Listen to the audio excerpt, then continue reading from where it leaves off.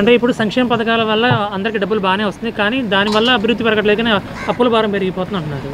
మరి దీని మీద అప్పుల భారం యాడ్ నుంచి పెరుగుతుందన్న. సంక్షేమ పథకాలు ప్రతి వాళ్ళకి డబ్బులు ఇవ్వడం వల్లే అని. అవునన్నా, నువ్వు అన్నది అప్పుల బాధలు ఎవరికి పెరుగుతున్నాయి? మన డబ్బులు మనమే తీసుకుంటున్నాం, మన డబ్బులు మనమే ఇస్తున్నాం గవర్నమెంట్కి. ఇంకా అప్పులే ఎక్కడ ఉంటాయి?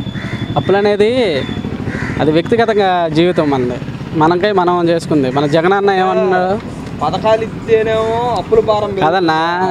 ఇప్పుడు మనం ఒక రూపాయి పెట్టి కొంటాం, ₹1 సంపాదిస్తాం, మన డబ్బులు మనమే తింటాం, మన డబ్బులు మనమే ఇస్తున్నాం గవర్నమెంట్కి. అది వస్తున్నాయి కదా. మన మధ్యలో నుంచి వచ్చిన ఒక వ్యక్తి జగన్ అన్న, ఆ వ్యక్తి ఏం చేశాడు, మనకి ప్రతి ఒక్క పని చేసుకుంటూ వచ్చాడు, న్యాయమైన పోరాటం చేస్తున్నాడు. కరెంట్ బిల్లు ₹1000, ₹2000 చిన్న చిన్న. అవునన్నా, మరి వాళ్ళ ఆదాయం ఎంత ఉంది? వాళ్ళ ఆదాయం ఎంత ఉందన్న? మినిమం 100కి 60-70% వాళ్ళు సంపాదించాలి కదా. ఆ సంపాదన ఉంటేనే కదా వాళ్ళు మొత్తం యూజ్ చేసుకునేది. కరెంటు కానీ ఎక్కువ ప్రతి ఒక్క వస్తువు కొనుక్కుంటున్నాం మనం కష్టపడి.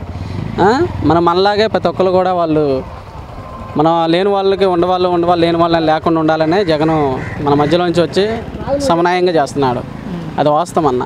నిజాయితీ నీతి అనేది మన లేని వాళ్ళ నుంచే దేవుడు మనకు అనుగ్రహించినాడని. జగనన్న మనకి ప్రతి ఒక్క ఇంటికి ఆ జగనన్న పెట్టిన ప్రతి ఒక్క పథకంలో ఏ ఇంటికైనా ఒక పథకమైనా అందింది. ఎన్ని పెట్టినా కూడా ఒక్కటి కూడా రాలేదని ఈ ఆంధ్రప్రదేశ్లో ఎవరైనా ఒక్కరు చెప్పమాను, మాకు ఒక్క పని కాలేదు, ఒక్కటి కాలేదని. ఒక్క పని అన్నా అయిందిగా గవర్నమెంట్ ద్వారాగా. అదే చంద్రబాబు నాయుడు పరిపాలనలో ఒక్క పని కూడా కాలేదని చాలామంది చూపిస్తాం. వాలంటీర్ వ్యవస్థ వచ్చిందమ్మా, స్థానికంగా ఏ లీడర్ ఎందుకని మీ దగ్గరికి వచ్చి సమస్య తెలుసుకోవడం కాలేదు? అది వ్యక్తిగతంగా విలేజ్లో అనేది వ్యక్తిగతంగా ఉందన్న. ఇప్పుడు ఎలా ఉంటుందంటే వాలంటీర్లు చేస్తున్నారు, వర్క్ చేస్తారు, కానీ వాలంటీర్ అనేది స్వార్థం కూడా చూపిస్తున్నారు కొంతమందికి. అది చాలా తప్పు కదా అన్న. దానివల్ల కొంతమంది ప్రజలు గురవుతున్నారు. వాలంటీర్ చేయాలి, అందరికీ చేయాలి. అదే రాజకీయ పరంగా వాలంటీర్ ఎవరు పెట్టారు? జగనన్న పెట్టాడు. జగనన్న పెట్టినట్టు న్యాయంగా చేస్తే మటుకి అసలు ఇంకా అభివృద్ధి ఇంకా పెరిగిపోయేది. అది అక్కడ వాలంటీర్లు ఏమవుతుందంటే మా విలేజ్లో నాయకుల పట్టంగా చేస్తున్నారు, కొంచెం వాళ్ళ ఉద్దేపూర్వకంగా కూడా న్యాయం చేయలేకపోతున్నారు, సగమే చేస్తున్నారు. అది ప్రజలు కొద్దిగా తప్పునా కూడా మనం ఏలెత్తి చూపిస్తాం. అది జన స్వభావం. అది ముఖ్యమంత్రి అన్న తర్వాత అందరినీ సమానం చూడాలి, కానీ మమ్మల్ని పట్టించుకోవడం లేదు, దళితులకు మాత్రమే చేస్తున్నారని చెప్పేసి అంటున్నారు. అసలు దళితులు లేకుండా ఉండాలనే కదా జగనన్న చేసేది, అందరూ సమన్వయంగా ఉండాలనే కదా. ఇప్పుడు మనం ఏమనాలంటే ఉండోడు లేనోడు అనేది లేకుండా ఉండాలి. నేను ఉండోడిని నేను లేనోడు అనేది లేదు కదా. మన ఇంట్లో మా అమ్మకి 5గురు పడతాం, 5 ఏళ్ళు మంచిగా ఉండవు కదా. 5 ఏళ్ళు మంచిగా ఉండాలని జగనన్న కోరుకుంటున్నాడు. అది సీసీ రోడ్లు పడ్డాయి, వాళ్ళు టీడీపీలో అయామలో ఆపిని మొత్తం తరుగులు బరుగులు వైఎస్ఆర్లు పోసారు. ప్రతి వాళ్ళకి ఉన్న అర్హతలైన అందరికీ అమ్మఒడి పింఛన్లు, అర్హత వాళ్ళకి పింఛన్లు మొత్తం వచ్చినాయి. నెక్స్ట్ కూడా సీఎం జగనే. అది ఎటువంటి ఇబ్బంది అయితే లేదు. అది మొన్న ఈ మధ్య ఏదో షర్మిల కేసీఆర్ను ఒక ఊపింది, ఊపి మళ్ళీ అమ్మనే కాంగ్రెస్కి అమ్మడగా తెగింది. అట్టుండా కూడా ఎన్నో సీట్లు సంపాదించుకునే షర్మిల.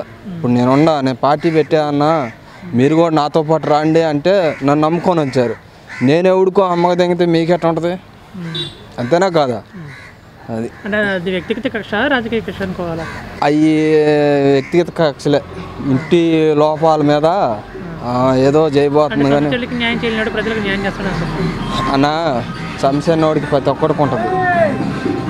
ఇప్పుడు నాకు న్యాయం కావాలంటే నాకు తీరని న్యాయం చేయమంటే ఎడ చేస్తారు?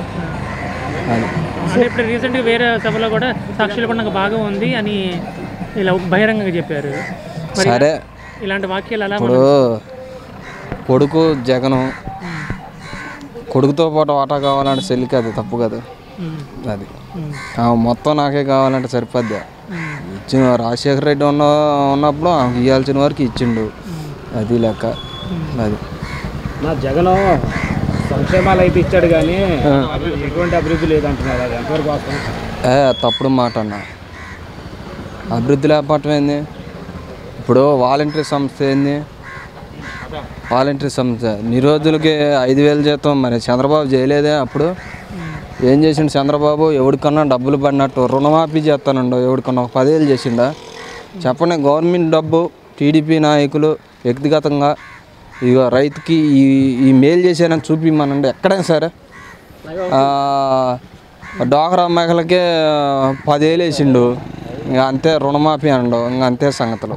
ఎవరికి ఏం లేదు. ఇవాళ అమ్మఒడి అయింది, రైతు భరోసా అయింది, 45 సంవత్సరాలు అయింది. మరి ఇన్ని పథకాలు ఏ పార్టీలో వచ్చినట్టు ఎక్కడని చెప్పండి మరి.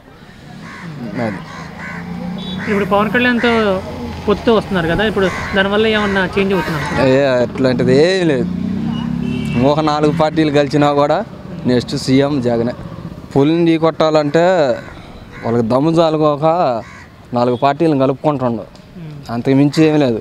అదే ఢీ కొట్టాలంటే సింగల్గానే పోరాడతారు ఎప్పుడైనా సరే. ఏ మెడిసిన్ ఇప్పుడు నేను కొట్టాలనుకున్నాను అనుకో, నా వల్ల కాల, ఇంకో మెడిసిన్ తీసుకుంటున్నా అంతే. ఏముంది దాంట్లో సాధ్యం?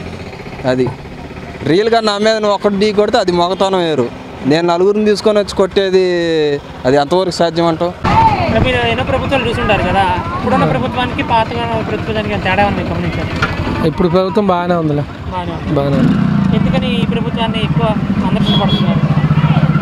అందుకే ఫస్ట్ నుంచి దాంట్లో ఈ పార్టీలో ఉండడంలో మేము, అందుకని ఈ ప్రభుత్వం బాగానే ఉంటుంది.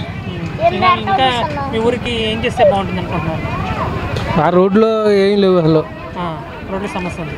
రోడ్డు సమస్య ఉంది. ఇక ఏం డబ్బులు వేస్తుంది, సుఖం ఉంది అందరికి. అంటే ఎమ్మెల్యే గారు నుంచి వస్తాయి కదా, వాళ్ళు ఏం చేయడానికి ఎమ్మెల్యే గారు అసలు ఇంతవరకు తిరిగి చూసినాడు కాదు, ఏం చేసినాడు కాదు, ఏం లేదు. ఇప్పుడు ఒకవేళ ఎన్నికల ప్రచారం అప్పుడు మళ్ళీ వస్తే కనుక అడుగుతారు ఖచ్చితంగా. అడుగుతాం. మరి ఇప్పుడు చంద్రబాబు నాయుడు ప్రభుత్వం కానీ జనసేన కానీ వస్తే కనుక వాళ్ళు చేస్తా అంటున్నారు, మరి మీరేమంటారు?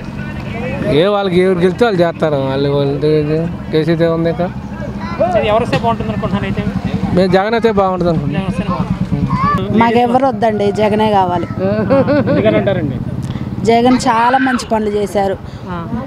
చిన్న పెద్ద అని లేకుండా అందరినీ సమాన హక్కుతో చూశారు. ముందు చాలా బాగా చేశారు, అందరికి చాలా చాలా బాగా చేశారు. అంత బాగా చేశారు. మాకు ఆయనే కావాలి, ఆయనే కావాలి. ఎమ్మెల్యే గారు కూడా ఆయనే కావాలి, బాగా చేశారు అన్ని పనులు. ముందు కరోనా టైంలో ప్రతి ఒక్క దేశం కూడా, ప్రతి ఒక్క రాష్ట్రం కూడా చాలా బాధపడ్డది. కానీ ఇప్పుడు అలా అప్పుడు ఆయన వచ్చాక చాలా బాగా చేశారు. తొందరగా అప్పటికప్పుడు ఇంజక్షన్లు తెచ్చి అవన్నీ చాలా బాగా చేశారు. అది ముందు మెయిన్ పాయింట్, చాలా బాగా చేశారు. చంద్రబాబు నాయుడు గారు వస్తే ఇప్పుడు అమరావతి చేసి సింగపూర్లో చేస్తా ఉన్నారు. ఒకవేళ వస్తే మనకి ఏమైనా డెవలప్మెంట్ ఉంటున్నారు? ఉన్నా లేకపోయినా ఇప్పుడు ఉన్న వాటికైతే చాలా బాగా చేశారు. అది పైన నుంచి అది వాళ్ళు ఎలా చేస్తారో మాకు తెలియదు, కానీ ఇప్పుడు ఉన్నదాన్ని మాత్రం చిన్న వాళ్ళని కూడా చాలా గౌరవంగా చూశారు ముందు. అది చాలా అంతకుముందు ప్రభుత్వంలో చిన్న వాళ్ళని అసలు సరిగ్గా చూడలేదు. నిలబడి తీసుకున్నారు. ఇప్పుడు పింఛన్లు తీసుకోవాలంటే ఇంటికి వచ్చేస్తున్నారు కదా, వాలంటీర్ వచ్చి మా 7 కూడా కాకముందే వాళ్ళే వచ్చి లేపిస్తున్నారు. అయ్యా ఇదివరకైతే ముసలి వాళ్ళ బండ్లలో తీసుకొని వెళ్ళి లైన్లో నుంచొని తెచ్చుకున్నారు.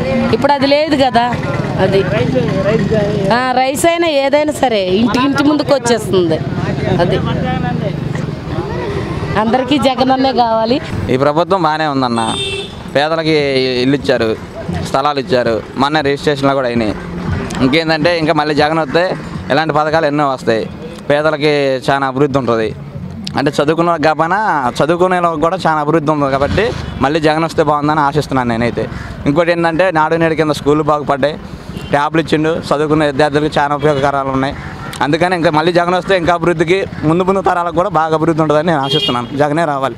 మరి ఊరికి ఇప్పుడు సమస్యలు చెప్పారు, మరి డెవలప్మెంట్ లేదని చెప్తున్నారు కదా. ఈ డెవలప్మెంట్ అంటే అన్ని పనులు ఒకసారి కావు కదన్నా. ఇప్పుడు చిన్న పనులు మొత్తం చేసుకుంటూ రావాలంటే గ్రామ నాయకులు కూడా కొంచెం స్టాండర్డ్ ఉండాలి, వాళ్ళకి నిధులు రావాలి, వాళ్ళు చేయాలి కదా. అన్ని పనులు ఒకసారి అవ్వాలంటే అవ్వవు. ఇంకో నెక్స్ట్ స్కూళ్ళు బాగుపడ్డాయి, పిల్లలు బాగా చదువుకుంటున్నారు, ట్యాబ్లు వచ్చినాయి, వాళ్ళు ఆన్లైన్ క్లాసులు తీసుకుంటున్నారు. అన్నీ ఇట్లా ఒక పని తర్వాత ఒక పని రావాలంటే మళ్ళీ జగన్ రావాలి. జగన్ వస్తేనే మళ్ళీ గ్రామాలు బాగుపడతాయి. గ్రామాలు బాగుపడిన తర్వాత ఇంకేదైనా పనులు ఉన్నాయంటే మళ్ళీ చేపట్టాలంటే మళ్ళీ జగనే రావాలి.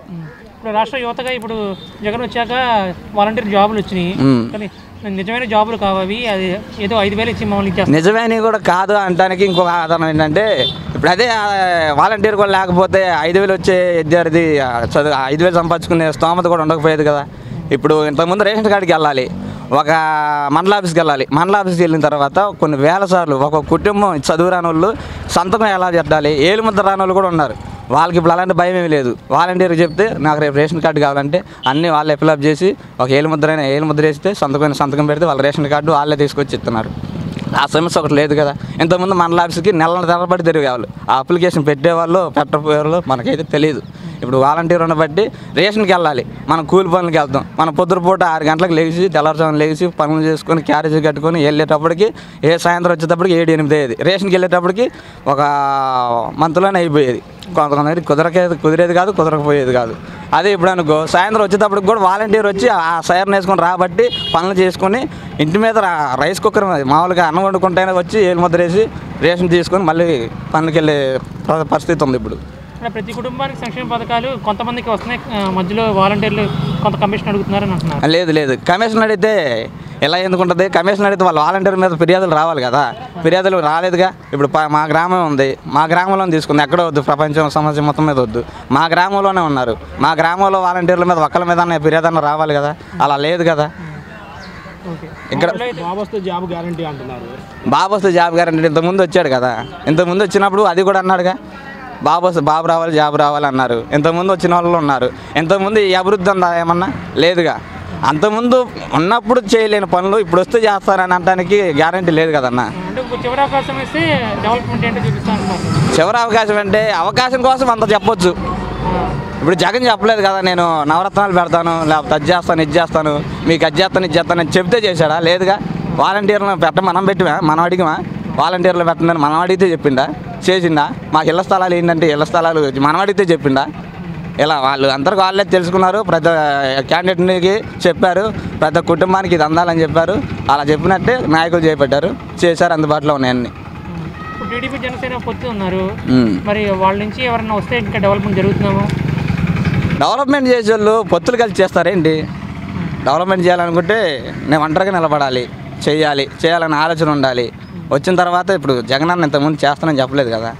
ఇప్పుడు ప్రతి ఒక్క కుటుంబానికి నేను ఓటు అడగనని చెప్పేసి ఎందుకని ఆ ధైర్యం ఎందుకని అండు? నేను చేశాను కాబట్టి ఆ ఆలోచన ప్రజల్లో ఉంది కాబట్టి, నేను వస్తే బాగుంటుందని ఆలోచన ఉన్నది కాబట్టి ఆ ధైర్యంగా నేనే వస్తాను. నేను ఒక కుటుంబాన్ని కూడా నేను తిరిగి ఓటు అడగను.